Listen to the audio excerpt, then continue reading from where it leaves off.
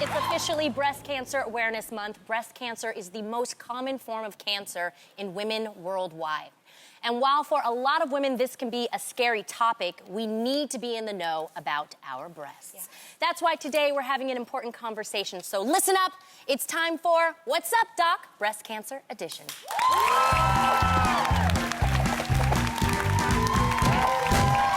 Joining us is Pfizer's Chief Patient Officer, Dr. Freda Lewis Hall. Thank you so much for joining us today. So great. We're really excited to have you here.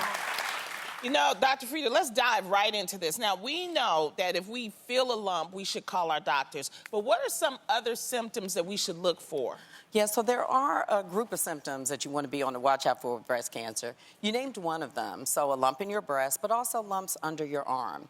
You also want to make sure that you pay attention to changes in like breast swelling or dimpling and irritation of the breast.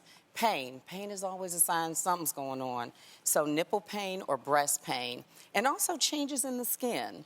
So things like redness, thickening, scaliness, and any discharge from the nipple that is not breast milk that you want to have checked out. Wow. So if any of these things show up, you want to make sure that you go straight to your doctor. And if there are any other changes in your breast, you want to make sure that you've checked with your healthcare provider. Better to be safe than sorry. Anything. Better to be safe than Go sorry. ask. Yeah. Wow, okay. I also read that according to the stats in the U.S., breast cancer is the leading cause of death for Latino women.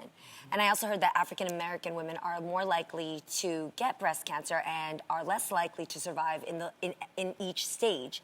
So why is it that more women are predisposed to breast cancer than others? Well, there are a number of risk factors that we are just not in control of. So I'll give you an example. That's family history.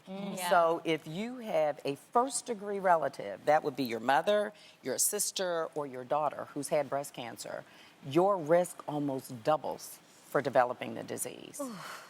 And also there are inherited risks. So some women inherit mutations of certain genes that increase their risks. So the most common cause of hereditary breast cancer are BRCA1 and BRCA2 mutations. Now, BRCA1 and BRCA2 are normal. We all have those. In normal cells, these genes help make a protein that repair damaged DNA. However, in women that have mutations in BRCA1 and or BRCA2, they may go on to grow abnormal cells, and those abnormal cells may go on to develop into cancer. Okay. Understood. So BRCA1 and BRCA2 mutations occur in about 1 in 500 women in the U.S. However, having a BRCA1 and or BRCA2 mutation doesn't necessarily mean that you'll go on to develop breast cancer. Wow. Got it. Okay, how do you know if you're one of the people that's at risk for breast cancer? How do you know? Yeah, so How do you know if I got the BRCA or the BRCA2? Yeah. Well, you have it, but whether or not... If it's mutated, how do you know? Exactly. So here's what you need to do. Every woman is different, and every cancer is unique. So we need to collect this information. What is your family history? What are the information? What other risk factors might you have? Sit down with your doctor and have a conversation.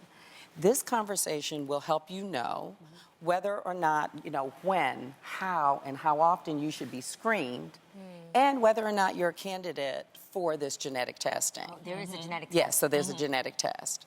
And this plan, then, you can sit with your doctor and then begin to execute. So I'm going to do this, and I'm going to do that. And also, it's really important for you to sit down with your doctor and make this plan. If you intend to get genetic testing, you want to make sure that you understand fully, like, what does this mean for me right when I get the results? Right. So really important, sit down, have that conversation with your healthcare provider. Got it. Okay, so is genetic testing covered by insurance? Okay, so that's a depends. Right, so it depends on your family history, on your other risk factors. It also depends on criteria that, other criteria that may exist. And then, of course, your insurance that you have. Right, okay. Got it. Okay, so it might be covered. It just depends on your insurance. Yeah, this goes back to have the conversation. Right. Got it. Yeah. And you can do self-exams at home, but are they equally as important as going to the doctor? So they're important to do. Okay. I want to make sure that everybody knows that. So breast self-exams are really important, and they're helpful. But alone, they are not enough. Yeah. So studies have shown that breast self-exams alone are not enough to reduce deaths due to breast cancer. Got it. Wow. Okay. Now, so what should you do? Right. Right, you mentioned it earlier. Yes, you got to go to the doctor. So Yes. you want to get mammography and you want to get an exam by a healthcare provider. Yeah. Now, that doesn't mean please don't stop doing your breast self-exams Yeah. because Yeah, you both. need You you need need to both, know. right. Yeah. That's exactly right. Right. Can't ever be over sure. Exactly. Like, over careful. Because you Thank want to you. know what you normally look Yes. like and what Yeah. you normally Yes. feel like, so that if something changes, you can go right to your healthcare You provider. are such a wealth of information. Thank you so much. Great information. Make sure you visit her website, gethealthystayhealthy.com, and it's a great resource. Thank you again for stopping by and having this important conversation with us. For more info, please head over to thereal.com.